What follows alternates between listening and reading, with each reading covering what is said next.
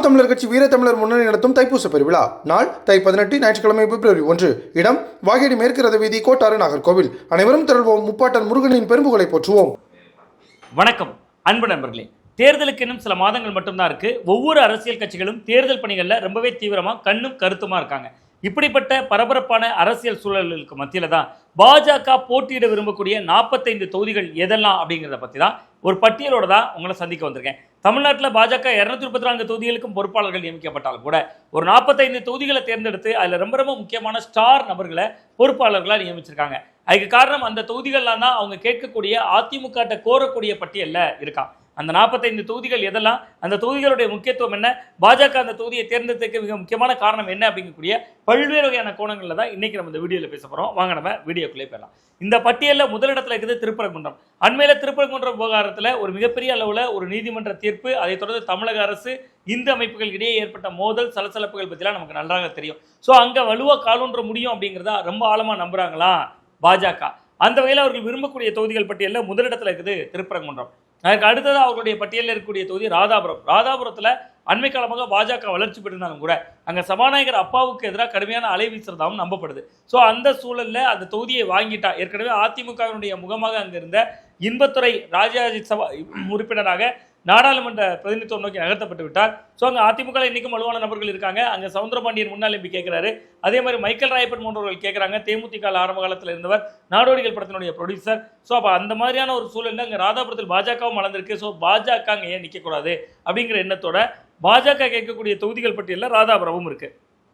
இதே போன்று வால்பாறை, திருப்பூர் வடக்கு போன்ற தொகுதிகளில் அதிமுக செல்வாக்கான தொகுதி, அந்த தொகுதியும் கேட்குறாங்க பாஜக. வால்பாறை, திருப்பூர் வடக்கு போன்று உதகமண்டலம் அந்த ஏரியாலையும் பாஜக நம்ம போட்டிக்கிட்டால் நல்லா இருக்கும் அப்படின்னு நினைக்கிறாங்க. இதே மாதிரி கோயம்புத்தூர், கொங்கு பெல்ட் அப்படின்னு சொல்லக்கூடிய இடத்துல கோவை தெற்கு அந்த தொகுதி ஏற்கனவே சிட்டிங் தொகுதி பாஜக தான் இருக்குது. வானதி சீனிவாசன் அவர்கள் ஜெயிச்சிருந்தாங்க. அந்த கோவை தெற்க திரும்பியும் கேட்குறாங்க. திருப்பூர் தெற்கு கேட்குறாங்க. திருப்பூர் வந்து கொங்கு மண்டலத்தில் மிக முக்கியமான மாவட்டங்களில் ஒன்று, தொழில் நகரம். அங்கே பல மாநிலங்கள்லேருந்து ஷிஃப்ட் ஆனவங்க வந்து தொழில் செஞ்சுட்டு இருக்காங்க. ஸோ அங்கே பாஜகவுக்கு ஒரு பெரிய லீட் கிடைக்கும், பாஜகவுக்கு ஒரு பெரிய ஸ்கோப் இருக்கும் அப்படிங்கிறதா பாஜக ஆழமாக நம்புறாங்க. எப்படி திருப்பூரில் வடக்கு கேட்குறாங்களோ அதே போன்று திருப்பூர் தெற்கையும் கேட்குறாங்க. அதே மாதிரி குன்னூர் அப்படிங்கக்கூடிய அந்த சட்டமன்ற தொகுதியும் பாஜகவுடைய விருப்பப்பட்டியலில் இருக்குது. இதுக்கு அடுத்ததாக முதுகலத்தூர். நீங்கள் நடந்து முடிந்த 2024 நாடாளுமன்ற தேர்தலில் ஓபிஎஸ் அவர்கள் ராமநாதபுரத்தில் பாஜக அலையின் சார்பில் போட்டிட்டாரு. அவர் கணிசமான ஓட்டை எடுத்த தொகுதிகளில் மிக முக்கியமானது முதுகலத்தூர் சட்டமன்ற தொகுதி. ஸோ அங்கே தேசிய ஜனநாயக கூட்டணிக்கு நல்ல ஓட்டு இருக்கு. அதனோட அதிமுகவும் சேர்றப்ப முதுகலத்தூர் நமக்கு வெற்றி கோட்டை தொட்டுவிடும் அப்படிங்கிற நம்பிக்கையில் பாஜக முதுகலத்தூர் தொகுதியை கேட்குறாங்க. அடுத்த விளவங்கோடு தொகுதியும் கேட்குறாங்க. விளவங்கோடு தொகுதி கடைக்கோடியில் இருக்குது கன்னியாகுமரி மாவட்டத்தில். அந்த தொகுதியினுடைய சிட்டிங் எம்எல்ஏவாக இருந்த விஜயதரணி அவர்கள் தான் அப்படியே காங்கிரஸ்லேருந்து வெளியேறி பாஜக பக்கம் சங்கமிச்சாங்க. ஸோ அப்போ அவர்களுக்கே மீண்டும் வாய்ப்பு கொடுக்கப்படுவதற்கான ஒரு வாய்ப்பு இருக்குது. அதனால் விலங்குவோடு கேட்குறாங்க. அது மட்டும் இல்லாமல் திருப்பத்தூர் தொகுதியை கேட்குறாங்க. சிவகங்கை தொகுதியை பொறுத்தவரை அங்கு பாஜக கொஞ்சம் ஓரளவு வலுவாகவே இருக்குது. மேப்பல் அப்படின்னு ஒரு பெயர் கூட அவருக்கு தொடங்கும். அவரெல்லாம் அந்த பாஜகவை சேர்ந்தவர், அந்த பகுதியை சேர்ந்தவர். ஸோ அந்த சிவகங்கை தொகுதியும் அவர்கள் மிக முக்கியமாக கேட்குறாங்க. அதே போன்று உடுமலைப்பேட்டையும் கேட்குறாங்க. ஸோ இந்த இடமெல்லாம் நீங்கள் பொருத்தி பார்த்தீங்கன்னா எல்முருகன், வானதி சீனிவாசன், கச்சராஜா போன்ற முக்கிய தலைகர்த்தர்களை தேர்தல் பணியாளராக போட்டிருக்காங்க. அண்ணாமலை அவர்களுக்கும் சில தொகுதிகள் ஒதுக்கப்பட்டிருக்கு. அதில் மிக முக்கியமாக மதுரை தெற்கு தொகுதியும் கேட்குறாங்க பாஜக. அதை விட மிக முக்கியமாக சிங்காநல்லூர் தொகுதியை கேட்குறாங்க. ஏன் சிங்காநல்லூர் கேட்குறாங்கன்னா, தமிழ்நாட்டில் சிங்காநல்லூர் தொகுதியில் பாஜக கொஞ்சம் வளர்ந்து வரக்கூடிய ஒன்றாக இருக்குது அப்படிங்கக்கூடிய ஒரு பார்வை பார்க்கப்படுது. விருகம்பாக்கம் கேட்குறாங்க. காரைக்குடி கச்சராஜாக்காக கேட்குறாங்க. கஜ்ராஜா அவர்கள் காரைக்குடி பகுதியை சேர்ந்தவர். ஸோ அவருக்கு அங்கே ஒரு செல்வாக்கு இருக்குது.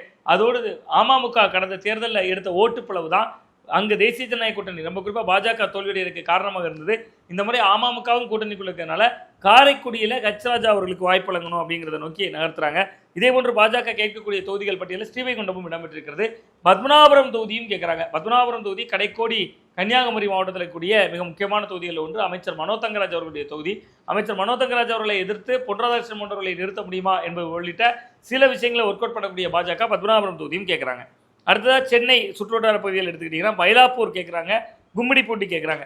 அதே போன்று நாங்குநேரி கேட்குறாங்க. நாங்குநேரியில் அண்மை காலமாக பாஜகவுக்கு ஒரு ஓட்டுத்திரள் இருப்பதாகவும் அந்த ஓட்டுத்திரள் தங்களை வெற்றி பெற வைக்கும். அங்கே ஏறக்குறைய ஐயாவளி பக்தர்கள் அதிகமான பேர் இருக்காங்க. முக்குளத்தூர் ஓட்டு வங்கி இருக்குது. ஸோ அங்கே அமமுக இருக்குது. அதிமுக முக்குளத்தூர் ஓட்டு வங்கி இப்போ மீண்டும் உருவாக்கமாக இருக்குது, மறு உருவாக்கமாக இருக்குது. ஐயாவளி மக்களுடைய ஓட்டும் இருக்குது. ஸோ அதையெல்லாம் வைத்து நாங்குநேரியை கேட்குறாங்க. இதே போன்று கொங்கு பெல்ட்டில் பொள்ளாச்சியை கேட்குறாங்க. கடைக்கோடி கன்னியாகுமரியில் கிள்ளியூர் அப்படிங்கக்கூடிய தொகுதி. ராஜேஷ்குமார் அவர்கள் சட்டமன்ற உறுப்பினராக இருக்கக்கூடிய தொகுதி. அவர்தான் காங்கிரஸ் கட்சியுடைய சட்டப்பேரவை தலைவராக இருக்கார். அந்த தொகுதியும் பாஜக கேட்குது. கடந்த முறை தமாக ஒதுக்குறாங்க. தமாக வேட்பாளரை இப்பொழுது திமுக பக்கம் போயிட்டாரு. ஸோ அங்கே தமாக களமாடுறதுக்கு நட்சத்திர வேட்பாளர்கள் இல்லை. ஸோ பாஜகவே அங்கே களம் கண்டு வேறு ஒரு முக்கிய புள்ளிகளை யாரையாவது இறக்க முடியுமா என்பது உள்ளிட்ட டெஸ்ட்டை பண்ணுறாங்க.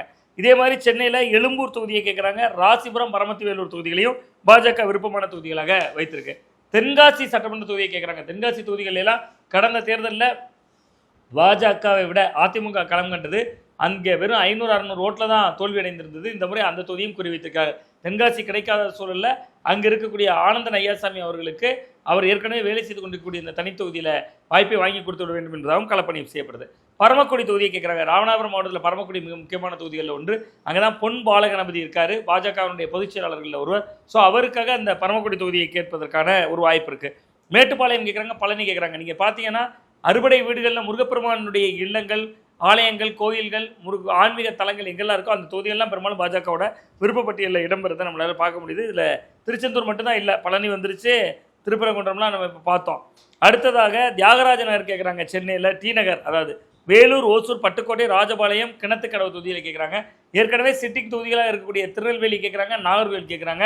ஸோ இந்த மாதிரி தான் பாஜகவுடைய திட்டம் இருக்கிறதா சொல்லப்படுது. குமரி மாவட்டத்தை பொறுத்தவரை குளச்சல் தொகுதியும் அவர்கள் இந்த முறை விரும்பக்கூடிய பட்டியலில் இருக்குது.